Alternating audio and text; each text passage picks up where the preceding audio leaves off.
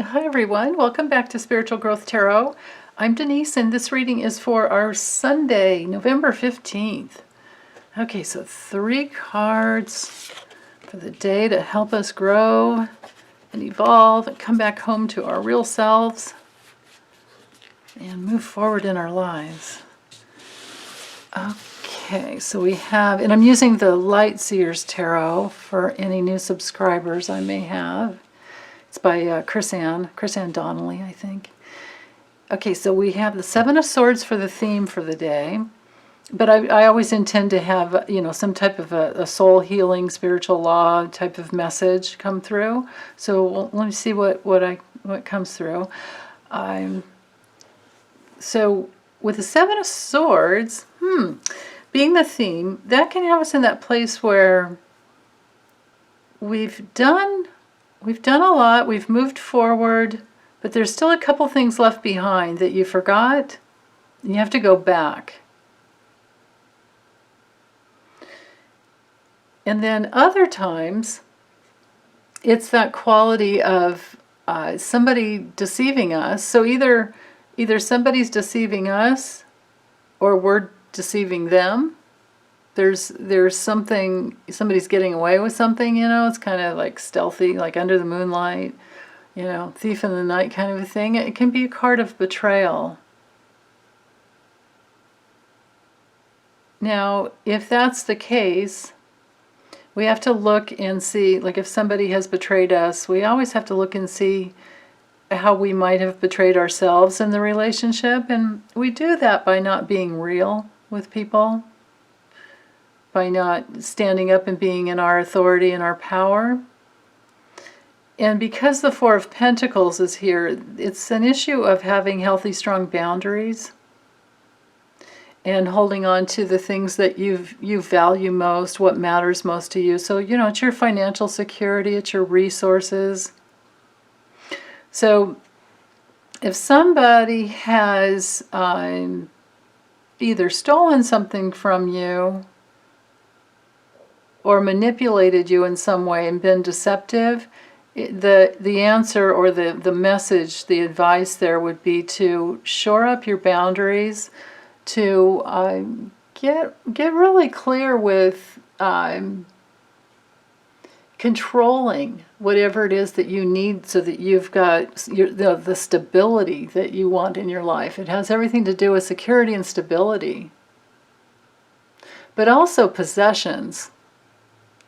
So this could literally be, like if you go grocery shopping, keep an eye on your purse, or keep it on you instead of like in the cart this day. Or it could be the lesson to, always do that. For some of you that might be a little lax that way. And I know how that can be when you're in a hurry, and especially if you're shopping with kids or you just want to go in and grab something quick. And this card calls us back into, the stable foundation of our body and being centered and grounded.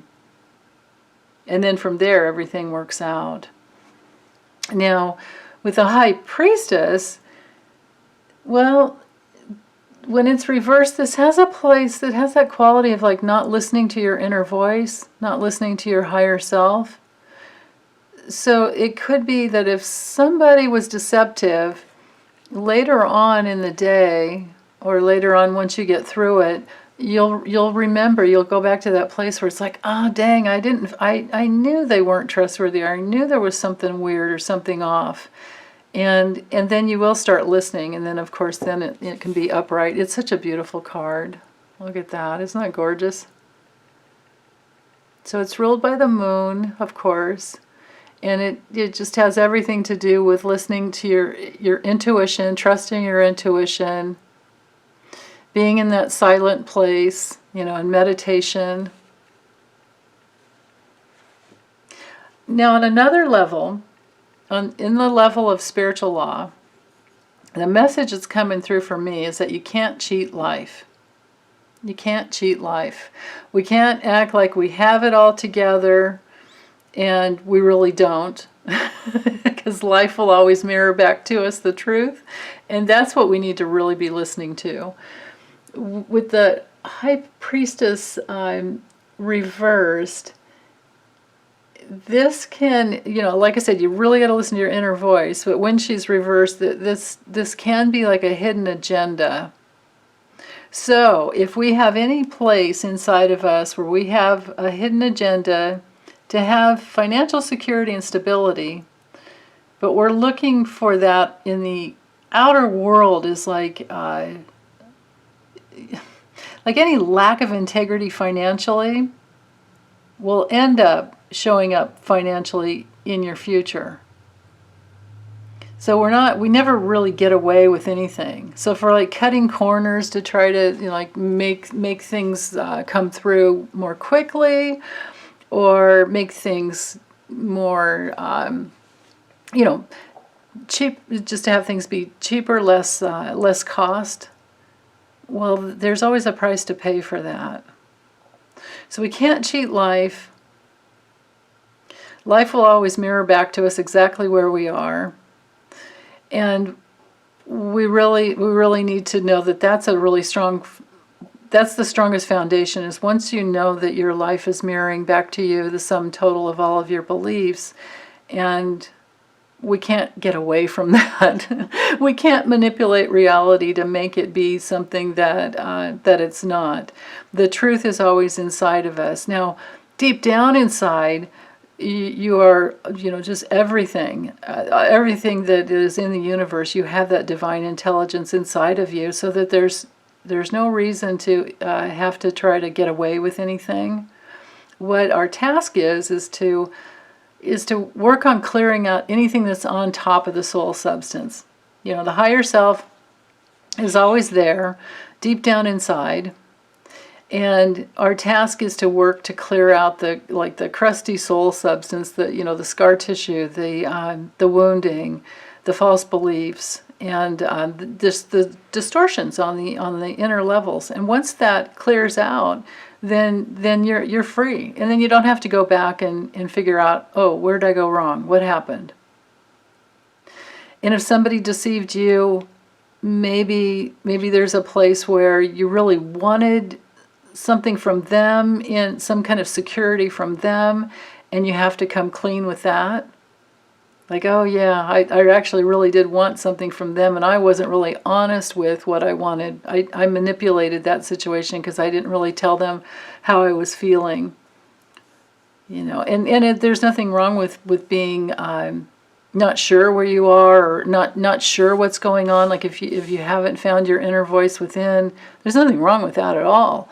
It's just that life will mirror back to you, like wherever you're not connected inside. So it's meditation, daily meditation, going inside to find out whatever it is that you need to clear out. That's what meditation should always be about. It shouldn't be about escaping to some magical realm. It should be going inside and finding whatever's in the way of your beauty. But then later on, you'll just naturally go there. You'll naturally go inside and get the guidance pretty quick, usually too. And then sometimes you go through periods where you don't get anything, and you get more dreamtime guidance. That can happen too. But the higher self is always trying to communicate with us. It's our greater intelligence. It's our greater consciousness, and it's always trying to communicate with us. But this is reminding me too of that old Carl Jung quote that was, "Until you make the unconscious." So unconscious. Until you make the unconscious conscious, it will direct your life, and you will call it fate. So our task is just to keep, clearing out the cobwebs, and we're not really going to get away with anything.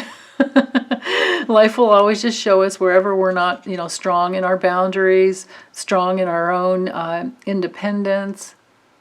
And those are, our inner resources. Those are the greatest strengths that anyone can have, because they help you get through anything.